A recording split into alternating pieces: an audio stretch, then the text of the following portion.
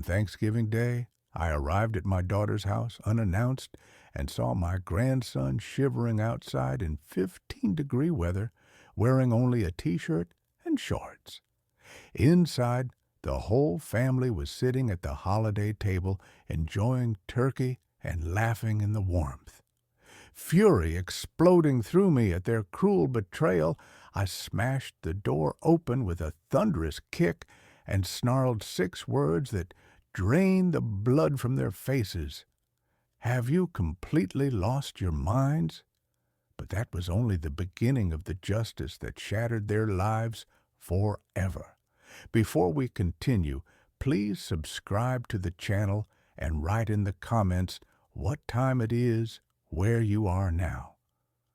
My phone buzzed against the dashboard. A text from my neighbor. Saw police cars at the Robinsons again. Domestic situation.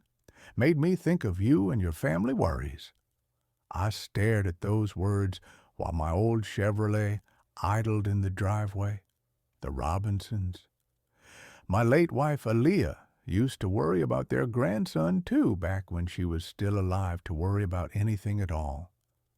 Now, it was just me and that gnawing feeling in my gut whenever I thought about Shanice's marriage. The clock read 2:30 p.m. Time to go. I shifted into reverse and backed out onto Miller Street. Snow had started falling an hour ago. Fat flakes that stuck to everything and made the roads treacherous. The radio crackled with weather warnings as I turned onto I-75 south toward Cincinnati. Classic rock station, same one Aaliyah and I always listened to. Led Zeppelin was playing something heavy that matched my mood. The passenger seat held 2 gift bags, one with a new baseball glove for Jamal. Genuine leather that cost me more than I wanted to spend. The other had comic books, the kind with superheroes he'd been reading since he was 12. Now 18, he probably thought he was too old for them, but I remembered being 18. You're never too old for heroes.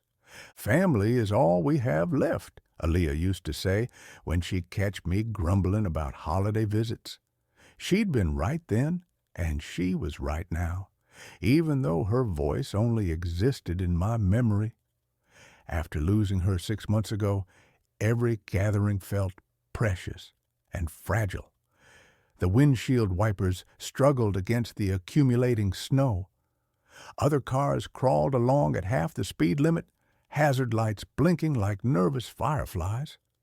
I kept both hands on the wheel and maintained a steady 40 miles per hour. No point arriving at all if I ended up in a ditch. Exit signs counted down the miles to Cincinnati. I tried calling Shanice's house. Wanted to let them know I was coming. Maybe surprise them less dramatically than just showing up. The phone rang 6 times before going to voicemail. Strange. Usually someone was home on Thanksgiving afternoon. A gas station appeared through the snow, bright fluorescent lights cutting through the gray afternoon like a lighthouse. I pulled in, filled the tank, and went inside to grab some coffee and a bag of those peppermints Jamal liked. The clerk, a young guy with tired eyes, shook his head at the weather. "Roads are getting worse by the hour," he said, scanning my items. "You driving far?" "Just to Cincinnati. Family dinner. Be careful out there. Saw 3 accidents already today." Back in the truck, I checked the time again. 3:05 p.m. The drive usually took 45 minutes, but today it would be closer to an hour. I thought about Jamal, probably helping his mother in the kitchen, maybe watching football with Tyrone. The boy had grown so much since summer when we went fishing at Lake Erie. Caught his first base that day, grinned like he'd won the lottery. That's when I'd noticed the bruise on his arm. When I asked about it, he'd gotten quiet, said something about falling off his bike, but the mark looked wrong, too precise, too much like fingers. I should have pressed harder, should have asked more questions. Aaliyah would have known what to do. The snow kept falling as I took exit 15 toward Shanice's neighborhood. Suburban streets lined with two-story houses, each one decorated with pumpkins and autumn wreaths. Christmas lights were already going up on some of them, twinkling through the white curtain of snow. I turned into Maple Grove subdivision, driving slowly past houses where families were probably gathered around dining tables, sharing stories and passing dishes. Warm light spilled from windows, creating golden rectangles on snow-covered lawns. This was supposed to be a good day, a healing day. Aaliyah would have wanted that. Shanice's street appeared ahead, and I could see her house at the end of the block. The blue two-story with white shutters, Tyrone's pickup in the driveway next to her sedan. Smoke rose from the chimney, and holiday decorations covered the front porch. Everything looked normal, peaceful even.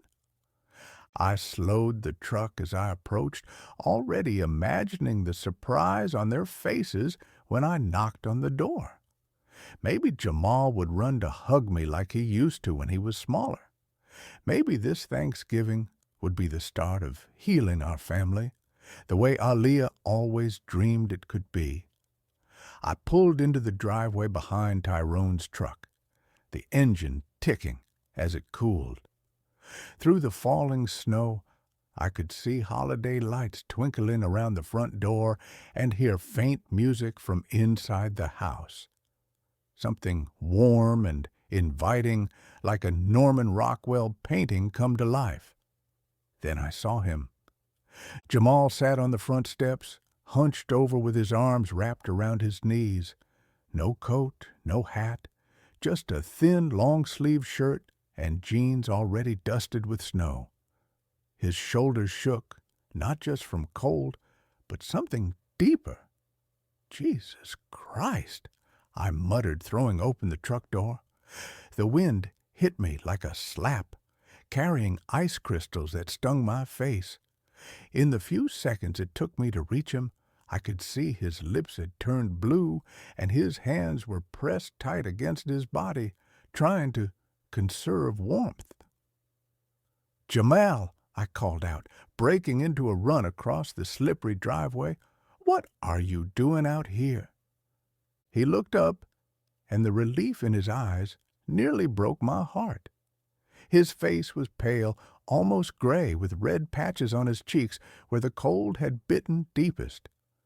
"Grandpa?" His voice came out as barely a whisper, teeth chattering so hard he could barely form words. I can't." I was already pulling off my heavy winter coat, wrapping it around his shoulders before he could finish the sentence. The boy was ice cold, his whole body trembling like a leaf in a hurricane. "What do you mean you can't?" "Can't what?" I helped him stand, steadying him when his legs nearly buckled. "How long have you been sitting out here?" "I'm not allowed." He pulled my coat tighter around himself, and I could feel him shaking through the thick fabric. "I'm not allowed to go in the house." The words hit me like a physical blow. Behind us, through the brightly lit windows, I could hear laughter and the sound of a television, the warm glow of family celebration, while my grandson sat freezing on the front steps like some kind of punishment. "What do you mean?" "Not allowed." My voice came out sharper than I intended, but anger was building in my chest like a fire. "This is your home." Jamal flinched at my tone, and I immediately softened it. The last thing he needed was another adult yelling at him. "Please don't make it worse for me," he whispered, glancing nervously at the front door. "Please, Grandpa, if Tyrone hears you." I looked at the house, really looked at it. The decorations, the warm lights, the sounds of celebration. Then I looked at my grandson, blue-lipped and shivering in clothes that wouldn't keep him warm in 50-degree weather, let alone this near-freezing nightmare. "How long, Jamal?" I kept my voice gentle, but firm. "How long have you been out here?" He wouldn't meet my eyes. Since this morning. I checked my watch. 3:15. "Son, it's below freezing out here. You could get frostbite." I stopped myself before I scared him worse than he already was. I tried the front door handle. Locked. Of course it was locked. They'd locked him out of his own home on Thanksgiving Day and left him to freeze while they enjoyed their holiday dinner. "We need to get you warm," I said, guiding him toward my truck. "Come on, let's get you in the cab where there's heat." But even as I moved to protect him, my mind was working, cataloging details. The way he'd flinched when I raised my voice. The bruises I'd noticed during our fishing trip. The careful way he moved like someone who'd learned to make himself small and invisible. This wasn't the first time. This was a pattern. "Jamal," I said as I helped him into the passenger seat and turned the heat to maximum, "I need you to tell me exactly what happened today." I cranked the heat to full blast and wrapped another blanket from my emergency kit around Jamal's shoulders. His hands were so numb he couldn't grip anything properly, so I held him between mine, trying to rub warmth back into his fingers. "Talk to me, son," I said, keeping my voice steady despite the rage building in my chest. "What happened this morning?" He stared down at his hands, still shaking. "I was helping Mom with the turkey. She asked me to check on it while she took a shower." His voice was small, ashamed. I forgot to turn off the oven timer when I took it out to baste it." "You forgot a timer. The turkey got a little burnt on top. Not ruined, just darker than usual." He finally looked at me, and I could see the fear in his eyes. Tyrone came in and saw it, and he lost it. I felt my jaw clench. Lost it how? Started yelling about how I'd ruined the whole holiday. Said the guests would think Mom couldn't cook. That I was an embarrassment to the family. Jamal pulled the blanket tighter. Then he said I needed to think about my actions and that I couldn't come back inside until I'd learned some responsibility. "And your mother?" The question came out harder than I intended. Jamal looked away. She tried to say something at first, but Tyrone told her to stay out of it, said this was between him and me. He swallowed hard. She didn't say anything after that. I checked my watch again. 3:20. "Jamal, what time did this happen?" "Around 11 this morning, 4.5 hours. 4.5 hours in weather that could kill someone over a slightly burnt turkey that probably tasted just fine." I had to take several deep breaths before I could speak without shouting. "Has this happened before?" The question hung in the air between us. I could see him wrestling with whether to tell me the truth, probably weighing the consequences of honesty against the relief of finally having someone to tell. Sometimes he whispered when I mess up. Last month, he made me stand in the garage all night because I forgot to take out the trash. And once he locked me in the basement for 2 days because I accidentally broke one of his beer bottles. Each word felt like a punch to my gut.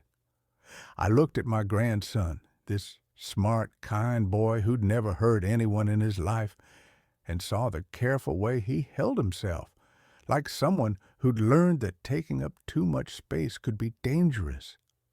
"Your mother knows about this. She says Tyrone's just trying to teach me discipline, that I need to be more responsible." His voice cracked. Maybe she's right. Maybe I am just don't. I turned in the seat to face him fully. Don't you dare blame yourself for this. What that man is doing to you isn't discipline. It's abuse, and it's going to stop today. Jamal's eyes went wide with panic. No, Grandpa, please, if you make a scene, he'll just take it out on me later. He always does. I could see the house through the windshield, still glowing warm and inviting, still full of laughter and holiday music. Inside, my daughter was serving dinner to guests while her husband's stepson sat freezing in a truck, too afraid to ask for basic human decency. Listen to me, I said, taking his hands again. You are 18 years old. You don't have to live like this anymore, and I'm not going to let you. But where would I go? I don't have any money. I can't afford college without. You'll come home with me tonight? The decision crystallized as I spoke. We'll figure out the rest later. I could see the hope and terror warring in his expression. Hope because maybe finally someone was going to stand up for him. Terror because he'd learned not to trust that things could actually get better. He won't let me leave, Jamal said quietly. He'll call the police, say I stole something, or that you're kidnapping me. I looked at the house again, at the warm lights and holiday decorations, and felt something cold and hard settle in my chest. Aaliyah had always been the diplomatic one, the one who smoothed over family conflicts with patience and understanding. But Aaliyah wasn't here anymore, and diplomacy hadn't protected my grandson from 4 hours in near-freezing weather. Let me worry about Tyrone, I said, opening the truck door. Right now, we're going to get your things. I stepped out into the snow, my boots crunching on the accumulating white. Behind me, I heard Jamal scramble to follow, my coat still wrapped around his shoulders. The front door was still locked, but I had no intention of knocking. I held Jamal closer, but my hands weren't just shaking from the cold anymore. They were shaking with the kind of rage that builds slowly, then hits like a freight train when you finally see the whole picture. Why didn't you tell me it was this bad? I asked, studying his face more carefully. Now that I was really looking, I could see faint bruises along his jawline, partially hidden by the shadows and cold reddened skin. I tried to hint, he whispered, pulling my coat tighter. But you always talk to Mom and she... The memory hit me like a slap. Last month when Jamal had called while I was fixing dinner, his voice small and uncertain, Grandpa Tyrone says I can't eat dinner with them anymore. Says I have to earn my way back to the table. I'd laughed it off. Thought it was teenage drama. Called Shanice the next day, and she'd brushed it aside with that practiced ease she'd developed since marrying Tyrone. Dad, you're overreacting. It's just normal family discipline. Jamal exaggerates everything. You know how teenagers are. Another memory surfaced. Summer phone call. Jamal sounding exhausted. Mom. Tyrone yelled at me again about leaving dishes in the sink. He made me wash every dish in the house twice. When I'd asked Shanice about it later, she'd sighed that martyred sigh. He's just being dramatic. Tyrone's trying to teach him responsibility. How long has he been treating you like this? I asked, though part of me already knew the answer would destroy me. Since Mom married him 3 years ago. Jamal's voice was barely audible. It started small, making me redo chores if they weren't perfect. Then it got worse. I remembered the fishing trip this past summer, how Jamal had seemed reluctant to go home, kept asking if we could stay another day. When I'd pressed him about it, he just shrugged and said he liked being on the lake. But now I could see it differently. The way he'd grown quiet when I mentioned driving him back. The shadow that crossed his face when he talked about school starting. The basement incident, I said, the pieces clicking together. You mentioned sleeping in the garage. How many times? More than I want to count. He was looking at his hands now, and I could see the shame he carried. Last winter, he locked me out for forgetting to shovel the driveway. I slept in your truck when you visited for Christmas Eve. My truck. He'd slept in my truck on Christmas Eve while I was inside enjoying eggnog and thinking what a wonderful family holiday we were having. The guilt hit me like a physical blow. I looked toward the house where warm light spilled from every window, and I could hear the faint sound of laughter. A perfect suburban holiday scene while my grandson nearly froze to death on the front steps. Your mother knows about all of this? Jamal nodded miserably. She says Tyrone's just trying to make me a better person, that I need to stop being so sensitive and learn to follow rules. The rage was building now, hot and focused. I could feel it in my chest in the way my vision seemed to sharpen and narrow. Aaliyah used to warn me about my temper, told me to count to 10 before acting when I got like this. But Aaliyah wasn't here, and counting wouldn't help my grandson. I stood up, still keeping Jamal wrapped in my coat. Come on, we're going inside. Grandpa, no. Please, if you make a scene, he'll just what? I turned to face him fully. Make you sleep outside in freezing weather. Beat you? Starve you? I could hear my voice getting harder. Son, it can't get much worse than what's already happening. Jamal looked toward the front door with fear in his eyes. You don't understand how he gets when someone challenges him. But I was already walking toward the house, my grandson following reluctantly behind me. The front door looked solid and expensive, Tyrone's pride showing in every detail of his perfect suburban fortress. I didn't bother knocking. My boot hit the door just beside the lock with all the force I could muster. 68 years old, but decades of factory work had left me with more strength than most men half my age. The wood splintered with a crack that echoed through the neighborhood, and the door slammed open so hard it bounced off the wall. The warm air rushed out to meet us, carrying the smell of roasted turkey and the sound of shocked silence.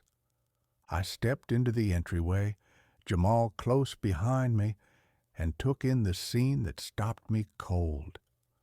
The dining room table was set like something from a magazine. White tablecloth, candles flickering, crystal glasses catching the light.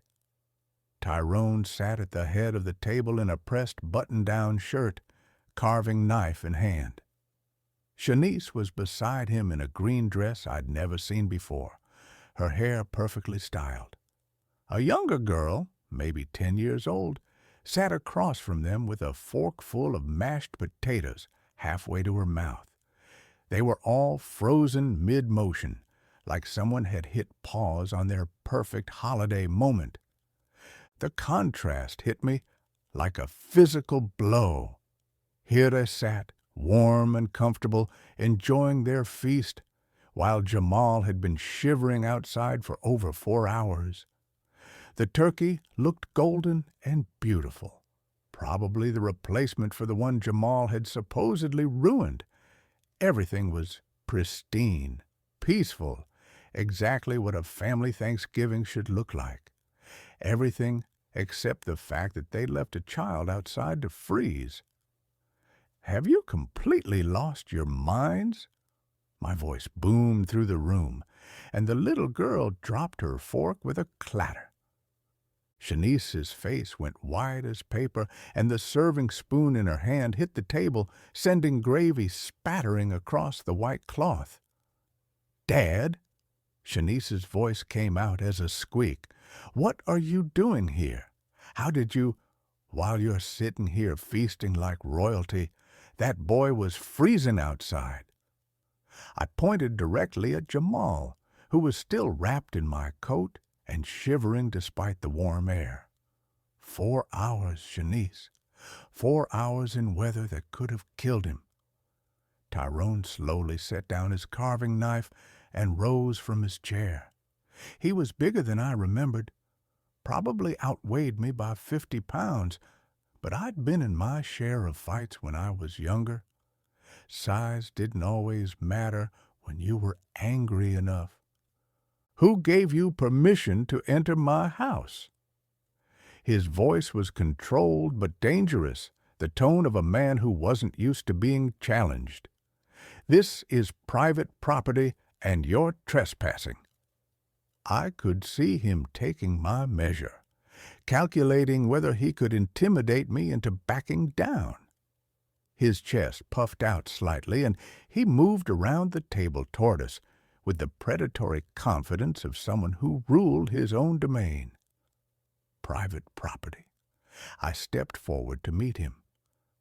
You mean the property where you locked my grandson outside to freeze while you ate dinner? The younger daughter started crying, confused and frightened by the shouting. Shanice reached over to comfort her, but her eyes never left my face. I could see the conflict there, torn between protecting her father and defending her husband. This is a private family matter, Tyrone said, his voice rising, and you have no business? No business? I could feel the heat rising in my face. That's my grandson you nearly killed with your private family matter. Behind me, Jamal pressed closer, and I could feel him trembling, not just from cold now, but from fear of what was about to happen. This was probably the first time anyone had ever stood up to Tyrone in his own house, and we all knew it was about to get ugly. The holiday music was still playing softly in the background, some cheerful song about gratitude and family togetherness. The irony would have been funny if I weren't so furious I could barely see straight. I pointed directly at Jamal, my finger steady despite the rage coursing through me. Look at him, Tyrone. Really, look at what you've done. Tyrone crossed arms and lifted his chin. Every inch the man who believed he was justified in his actions. The boy ruined our holiday. He needed to learn a lesson about responsibility and consequences. A lesson? I could barely believe what I was hearing. You nearly froze a child to death over a slightly burnt turkey. He's 18, not a child. And this is my house with my rules. Tyrone's voice took on that patronizing tone men use when they think they're being reasonable. I'm trying to teach him discipline, something his mother obviously failed to do in his first 17 years. Shanice flinched at that, but didn't say anything. Just sat there in her green dress looking between us like she was watching a tennis match instead of a fight for her son's welfare. Discipline. I stepped closer to the table, close enough to see the grease on Tyrone's plate, the wine stain on his lips. That's called child abuse, and you're lucky I don't call the police right now. Child abuse? Tyrone actually laughed, a cold sound that made my skin crawl. He forgot to turn off a timer and ruined a $20 turkey. I sent him outside to think about his actions. That's not abuse, that's parenting, for 4 hours in 5-degree weather. He's being dramatic, just like always. Tyrone waved his hand dismissively like he was shooing away a fly. Look at him. He's fine. A little cold never hurt anyone.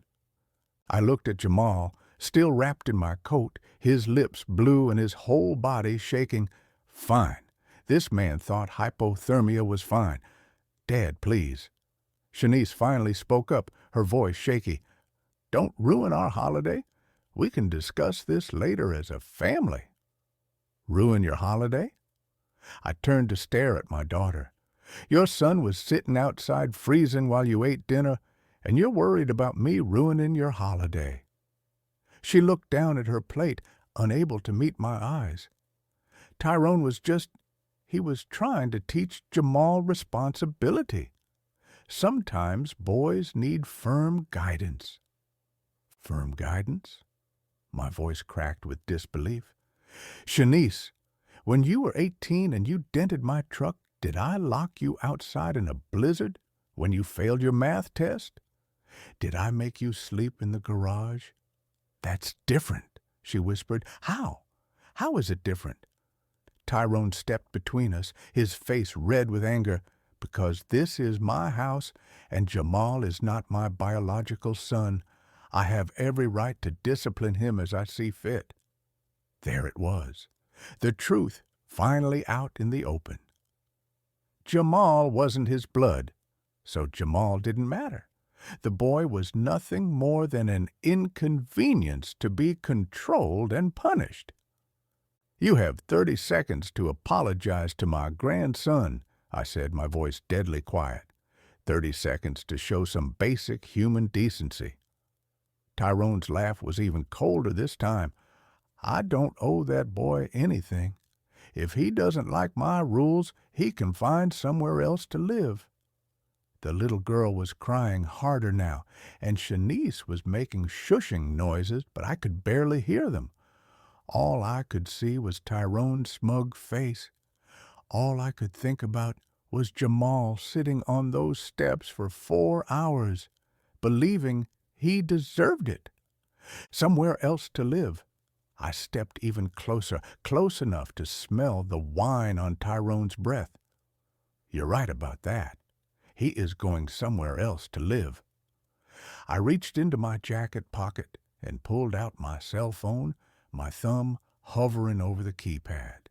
The movement was deliberate, slow enough for everyone in the room to understand exactly what I was considering.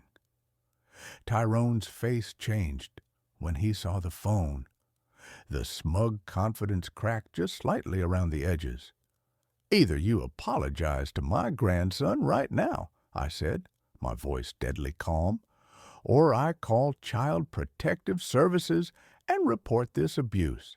You wouldn't dare. Tyrone stepped closer, trying to use his size to intimidate me. But I'd faced down bigger men than him in my day, and I wasn't backing down from anyone who hurt my family. Try me. I started dialing the first number. I've got plenty to tell them about leaving an 18-year-old outside in freezing weather for 4 hours. Behind me, Jamal gripped my arm. I could feel him trembling, but not from cold anymore. This was fear of a different kind. The terror of someone who'd learned that standing up only made things worse. Dad, please. Shanice finally moved, stepping between us with her hands raised like she was trying to stop a bar fight. Don't destroy our family over this. I'm not destroying anything. I kept my eyes locked on Tyrone. He did that when he decided to abuse my grandson. Abuse? Tyrone's laugh was harsh and bitter. I was teaching him responsibility, something his weak mother never bothered to do. Shanice flinched like he'd slapped her. But she didn't defend herself, just stood there taking it the way she probably always did. Get out of my house, old man, Tyrone continued, his voice rising. You have no authority here. Jamal is my responsibility now. Your responsibility? I looked around the perfect dining room, the crystal glasses, the fine china, the holiday centerpiece, then back at my grandson's bruised face. Is this how you handle responsibility? Locking children outside to freeze? The younger daughter was crying harder now, confused and frightened by the shouting. Shanice moved to comfort her, but kept glancing between me and Tyrone like she was watching a tennis match where someone might die. He's not a child. He's 18, Tyrone said, straightening his shoulders. And in my house, Adults who can't follow simple instructions face adult consequences. Adult consequences for forgetting to turn off a timer. Adult consequences for being careless and destructive, for ruining our holiday and embarrassing family in front of our guests. Tyrone gestured toward the empty chairs where other family members had obviously been sitting before I arrived. Everyone had to leave because of the scene he caused. I looked at those empty chairs and felt another piece of the puzzle click into place. They'd had guests. People had been here eating dinner and socializing while Jamal sat outside freezing, and none of them had questioned it. None of them had said a word. "Grandpa, let's just go," Jamal whispered behind me. "Please, I don't want to cause any more problems." The defeat in his voice broke something inside me. This boy, this smart, kind young man, had been beaten down so thoroughly that he thought he was the problem, that he was causing trouble by asking for basic human decency. "You're not causing problems, son," I said loud enough for everyone to hear. "You never were." I turned back to Tyrone, my decision crystallizing like ice in my veins. "You have 30 seconds to apologize to my grandson for what you did today. I'm not apologizing for anything." Tyrone crossed his arms, chin raised in defiance. "And I'm certainly not taking orders from some bitter old man who can't accept that his precious grandson needed discipline." "Then we're done here." I closed the phone and put it back in my pocket. "Jamal, go get your things. You're coming home with me." The silence that followed was deafening. Even the little girl stopped crying for a moment. "You can't just take him," Shanice said, her voice barely a whisper. "Watch me." I placed my hand firmly on Jamal's shoulder, guiding him away from the dining room table and toward the stairs. "Go pack whatever you need. We're leaving. Dad, you can't do this." Shanice followed us, her voice rising with panic. "You can't just walk into our house and take my son." "I can, and I am." I kept walking, staying between Jamal and the rest of the family, unless you prefer I call the authorities and let them sort it out. Jamal led the way up the narrow staircase to the second floor, his steps quick and uncertain. I could hear Tyrone behind us, his heavy footsteps on the hardwood, but I didn't turn around. "This is kidnapping," Tyrone called out. "I'll have you arrested for kidnapping." Good luck explaining to the police why my grandson was sitting outside in 5-degree weather for 4 hours. I reached the top of the stairs and followed Jamal down a short hallway to a small room at the back of the house.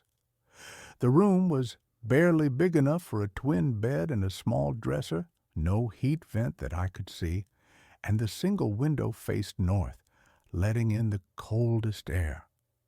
It looked more like a storage room than a bedroom, and it was clearly the worst room in the house. "This is where you sleep?" I asked, taking in the sparse furnishings and bare walls. Jamal nodded, already pulling clothes from the dresser and stuffing them into a duffel bag. "Tyrone says the basement room is for guests, and the other upstairs room is for my sister." I noticed he didn't call her our sister, just my sister. Even in his own home, he was an outsider. "Take everything that matters to you," I said, standing guard at the doorway while he packed. "We're not coming back for anything." "Jamal, think about what you're doing." Shanice appeared in the doorway, her face streaked with tears. "This is your home, your family." "Some family," Jamal muttered, folding a Dayton University sweatshirt into his bag. "Real families don't lock each other outside to freeze. Tyrone was just trying to teach you responsibility by giving me hypothermia." Jamal looked up at his mother, and I could see 3 years of hurt and disappointment in his eyes. Mom, he made me sleep in the garage last week because I left a glass in the sink. A glass? That's not normal. Shanice's face crumpled. He has high standards. He wants you to be better. He wants me gone, Jamal said quietly, zipping up his bag. And you know it. We made our way back downstairs, Tyrone waiting at the bottom like a bouncer. You leave my house, boy, and you don't come back ever. Fine by me, Jamal said, and I heard real strength in his voice for the first time all day. The front door was still hanging open from when I kicked it in, cold air pouring into the house and making the holiday decorations flutter like dying leaves. I could see my truck in the driveway, engine still running, exhaust visible in the frigid air. "Jamal," Shanice called out as we reached the door, "please don't do this. I love you." He stopped, turned back to look at his mother one last time. "If you loved me, Mom, you wouldn't have let this happen." We walked to my truck in silence, our breath visible in the freezing air. I threw his bag in the bed and helped him into the passenger seat, then walked around to the driver's side. Through the front window of the house, I could see the family still standing in the entryway. Shanice crying, Tyrone red-faced with rage, the little girl peeking around the corner. "You ready?" I asked, putting the truck in reverse. "I've been ready for 3 years," Jamal said, pulling my coat tighter around his shoulders. I backed out of the driveway and onto the street, past the other decorated houses where normal families were probably finishing their Thanksgiving dinners in peace. The radio was still playing classic rock. The heater was working perfectly. And for the first time since I'd arrived, Jamal looked like he could actually breathe. "Thank you, Grandpa," he said quietly as we turned onto the main road toward the highway. "I can't believe you came for me." "I should have come sooner," I said, meaning every word. "I should have seen what was happening. I tried to tell you, but I didn't know how." We drove in comfortable silence for a few minutes, the familiar weight of family responsibility settling around my shoulders like Aaliyah's favorite quilt. This boy needed protection, needed a safe place to heal and grow into the man he was meant to become.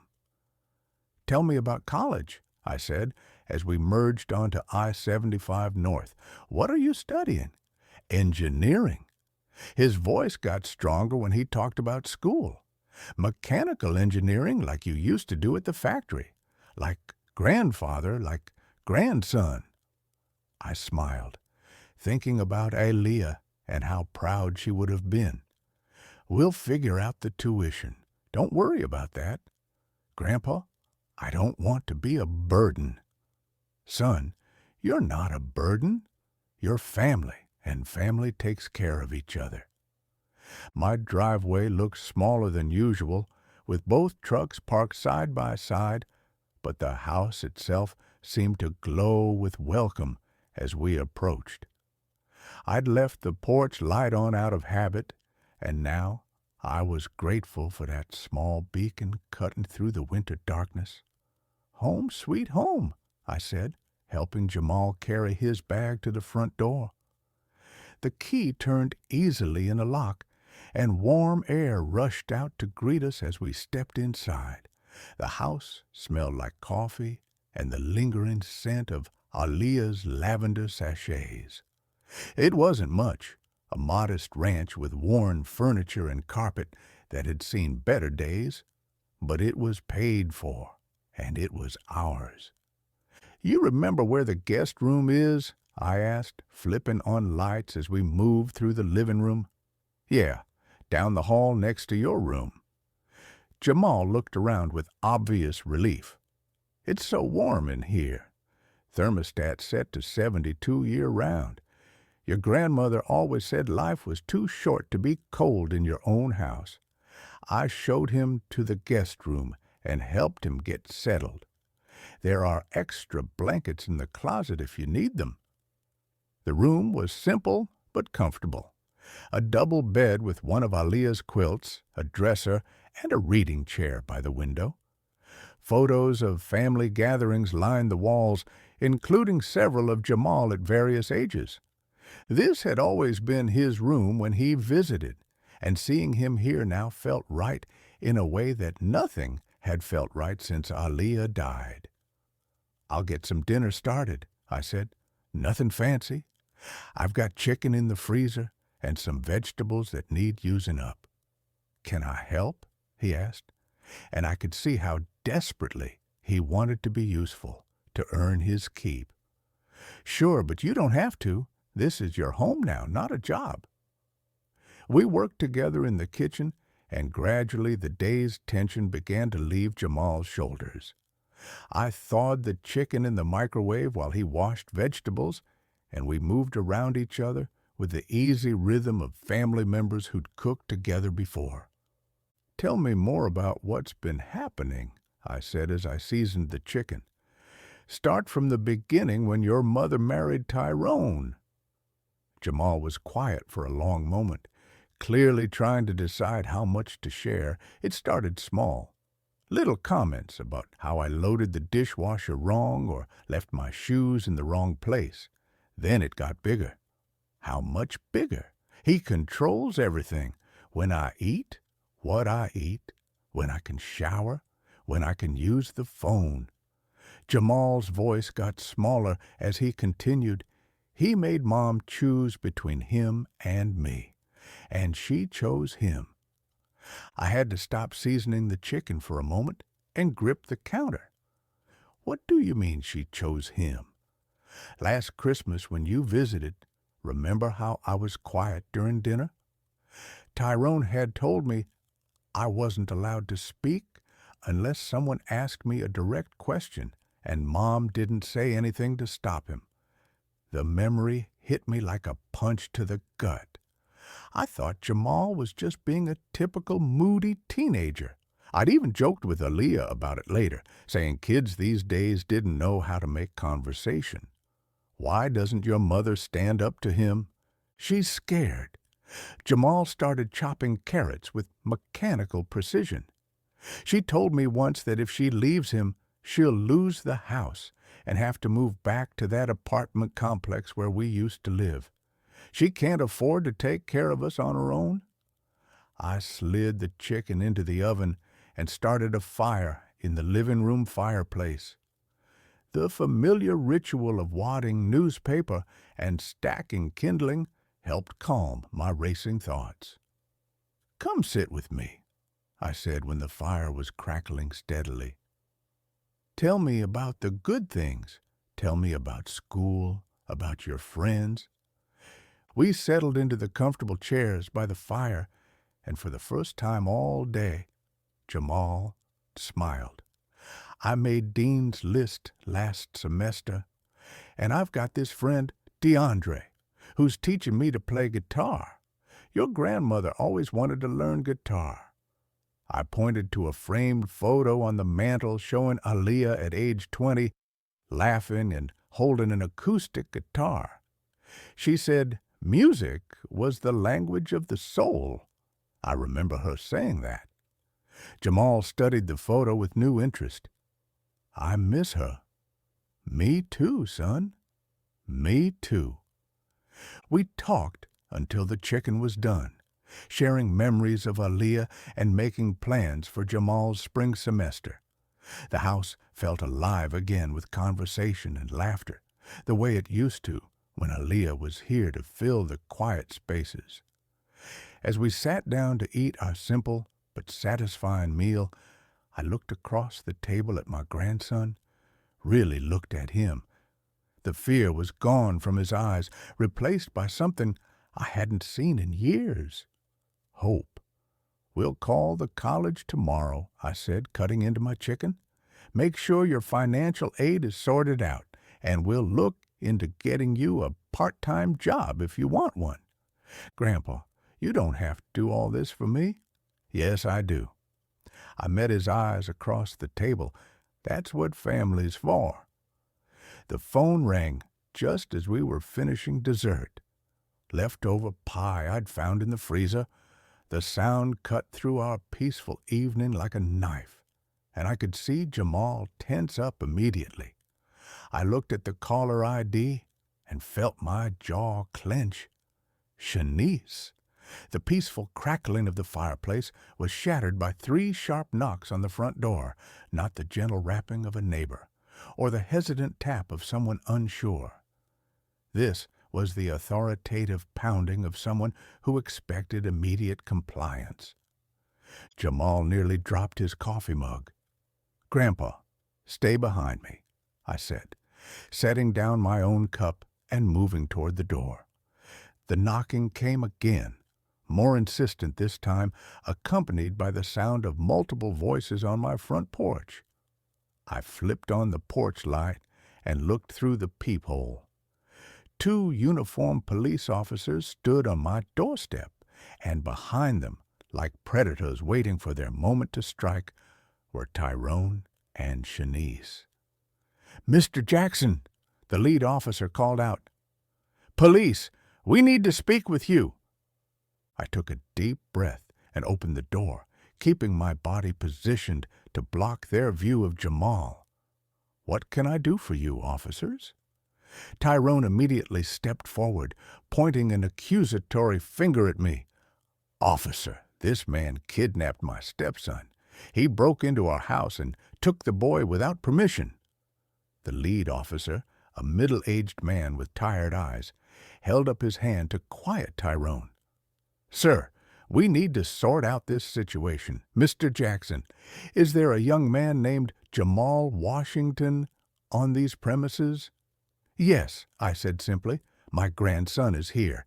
"He kidnapped him," Tyrone's voice rose dramatically, "broke down our door like some kind of criminal, and dragged the boy away from his family."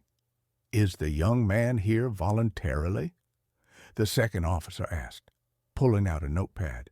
Before I could answer, Jamal appeared beside me, still wrapped in the blanket from the couch. His voice was quiet but clear. "I want to stay with my grandpa."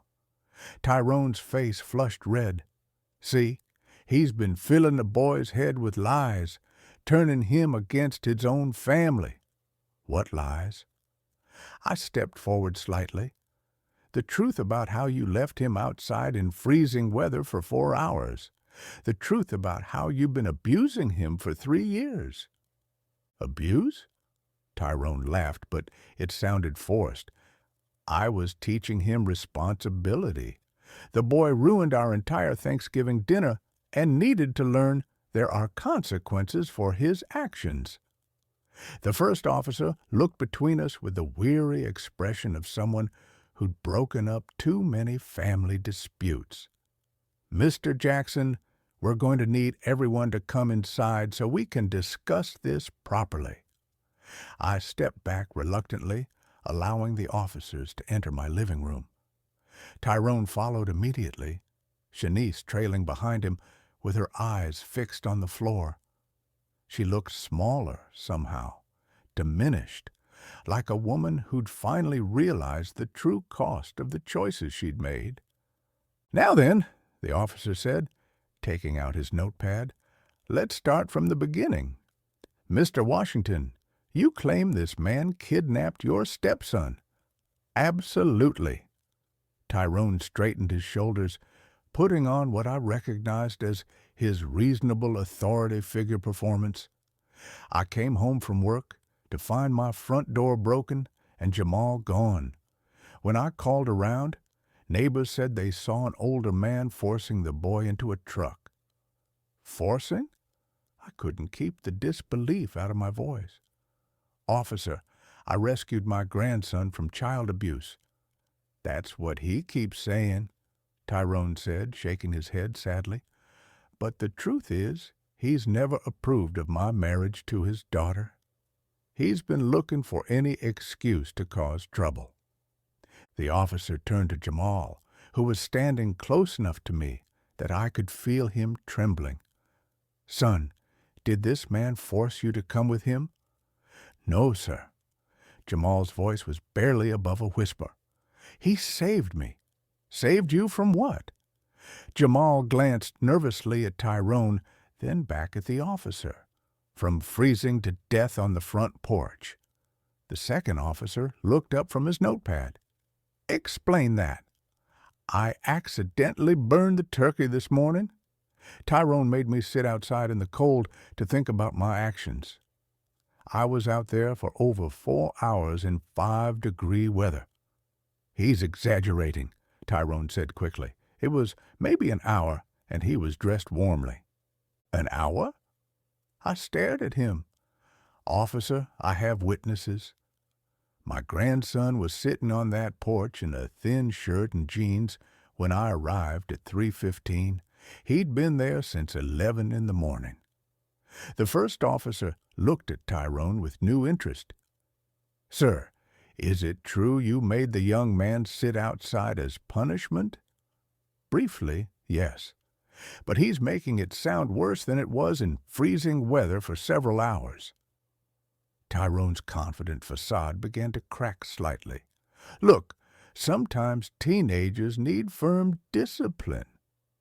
His mother and I agreed that Mom didn't agree to anything," Jamal said, his voice getting stronger. "She just didn't stop you." All eyes turned to Shanice, who had been silent throughout the entire exchange.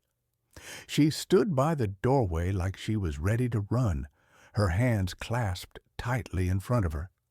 "Ma'am," the officer prompted, "what's your version of events?" Shanice looked like a woman standing at the edge of a cliff, knowing that whatever she said next would determine whether she stepped back to safety or plunged into the abyss. Her hands shook as she glanced between Tyrone's expectant face and Jamal's hopeful eyes. "Mrs. Washington," the first officer said gently, "we need to know what really happened today." Tyrone moved closer to his wife, and I could see the subtle intimidation in his posture, the way he positioned himself to loom over her, the warning look in his eyes. "Tell them, honey. Tell them how your father has been poisoning Jamal against our family." The officer noticed it too. "Sir, please step back and let your wife speak for herself." Shanice's voice came out as barely a whisper. She cleared her throat and tried again. "Jamal did burn the turkey this morning," and the officer prompted, and Tyrone was upset, very upset.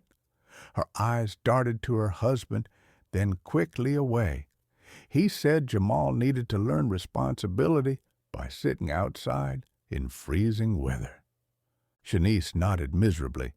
Tyrone said it would teach him to be more careful. "How long was he outside, ma'am?" Another glance at Tyrone, who was standing rigid with barely controlled anger. Since around 11. "Until when?" "Until my father arrived." Her voice was getting smaller with each word. "Around 3:15. The officer did quick math in his head. Over 4 hours in 5-degree weather. "She's making it sound worse than it was," Tyrone interjected. He could have come inside any time if he'd apologized and shown some remorse. "No, he couldn't," Shanice said suddenly, and everyone turned to stare at her. "You locked the door. You told me not to let him in no matter what." The silence that followed was deafening. Tyrone's face went white, then red, then back to white. "Shanice," he said, his voice dangerously quiet, "what are you doing?" "I'm telling the truth." She looked at Jamal, and I could see tears starting to form in her eyes. "For once in 3 years, I'm telling the truth." The officer leaned forward slightly. "Mrs. Washington, has this kind of punishment happened before?" "Yes." The word came out in a rush, like she'd been holding it back for years. He's made Jamal sleep in the garage, in the basement. He's locked him out of the house overnight. Her voice grew stronger with each confession. He controls when Jamal can eat, when he can shower, when he can speak at the dinner table. Shanice, shut up. Tyrone's mask finally slipped completely. You have no idea what you're doing. You'll destroy everything we've built. What we've built. She turned on him with sudden fury. What have we built except fear and misery? Look at my son. Look what you've done to him. I watched Jamal's face transform as his mother finally stood up for him. 3 years of doubt and self-blame seemed to melt away as he realized that someone else could see the truth of what he'd endured. The first officer stood up and moved toward Tyrone. Sir, I'm going to need you to turn around and put your hands behind your back. This is ridiculous. Tyrone backed toward the door. You're going to arrest me based on the word of a bitter old man and his delusional daughter. Based on the physical evidence and multiple corroborating testimonies about child endangerment, the officer said calmly, pulling out his handcuffs. You have the right to remain silent. As they read Tyrone his rights and led him toward the door, he turned back to Shanice with pure venom in his eyes. You'll regret this betrayal. You'll lose everything, the house, the money, everything. You'll be nothing without me. I'd rather be nothing than watch you hurt my son, she said, and for the first time in years, she sounded like the strong woman who'd raised Jamal on her own.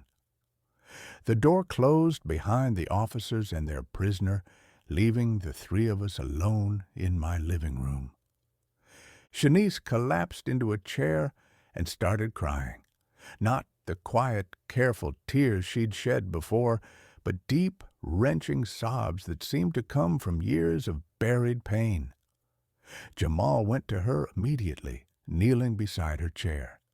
Mom, it's okay. It's over now. I'm so sorry, she whispered through her tears. I should have protected you. I should have been stronger.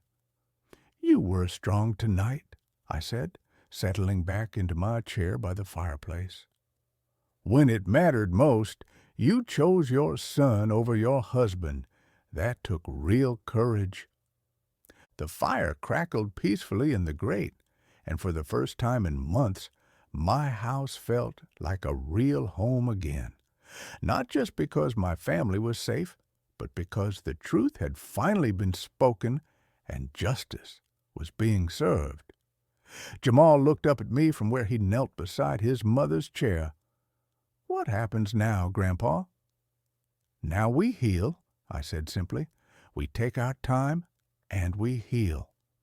4 months later, the morning sun streamed through my kitchen window as Shanice flipped pancakes on the griddle and Jamal sat at the table, reviewing his acceptance letter from Ohio State's engineering program. Full scholarship, he said for the 10th time that week, still not quite believing it. They're actually paying me to go to school. That's what happens when you're brilliant and work hard, Shanice said, sliding a stack of pancakes onto his plate. She looked different now, stronger, more confident. The part-time job at the local library had given her independence she'd never had before, and the divorce settlement had provided enough money for her to start over. Your grandmother would have been so proud, I said, settling into my chair with my coffee. The kitchen felt alive in a way it hadn't since Aaliyah died, full of conversation and laughter and the comfortable chaos of a real family. Shanice had moved in permanently after Tyrone's conviction. The guest room had become her space, and we'd converted the basement into a proper bedroom for Jamal. Not a punishment cell like at Tyrone's house, but a comfortable retreat with good heating and windows that actually opened. Dad, Are you sure you don't mind us staying here indefinitely? Shanice asked, joining us at the table.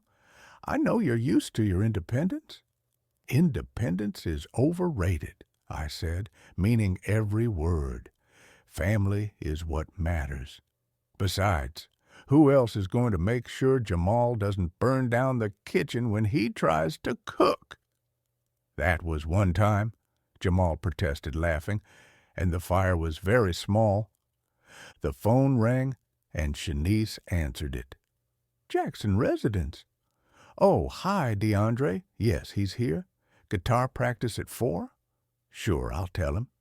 She hung up and turned to us. Your friend DeAndre wants to know if you're still planning to practice for the talent show. The talent show? I raised an eyebrow. You didn't tell me about any talent show. Jamal grinned, looking more like the confident young man he was supposed to be. It's nothing big. DeAndre and I are doing an acoustic set. Couple of classic rock songs you'd probably recognize. I'll be in the front row, I promised. After breakfast, I found Shanice in the living room arranging new family photos on the mantel alongside the pictures of Aaliyah.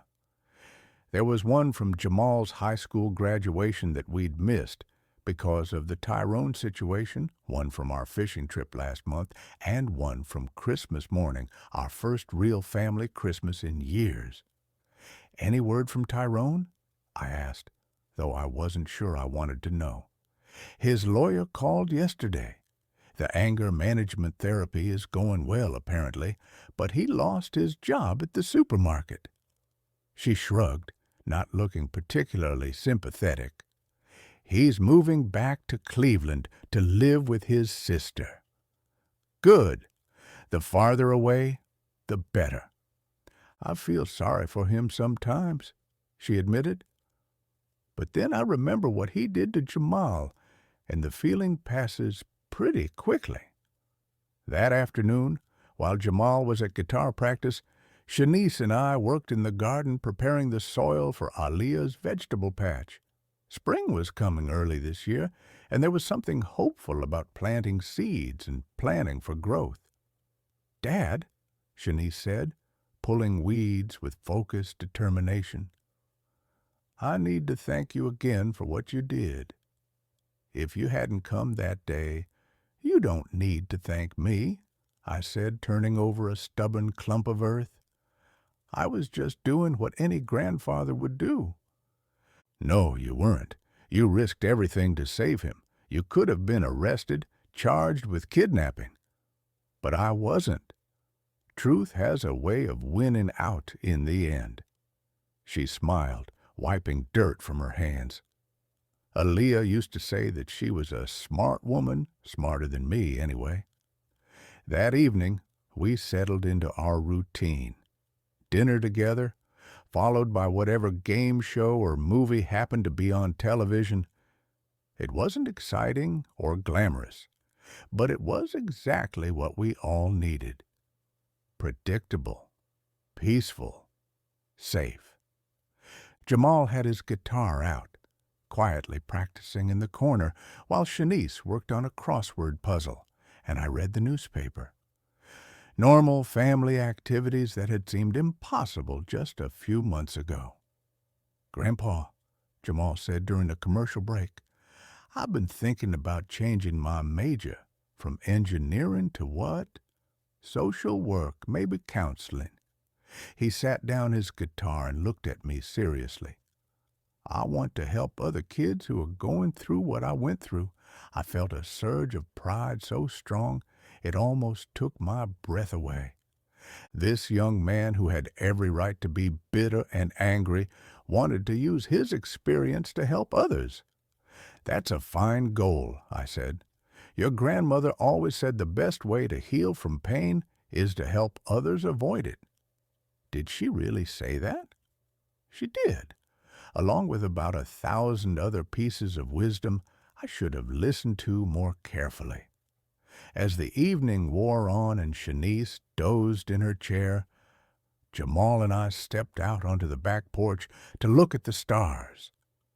The night was clear and cold, but nothing like that terrible Thanksgiving when I'd found him freezing on Tyrone's doorstep.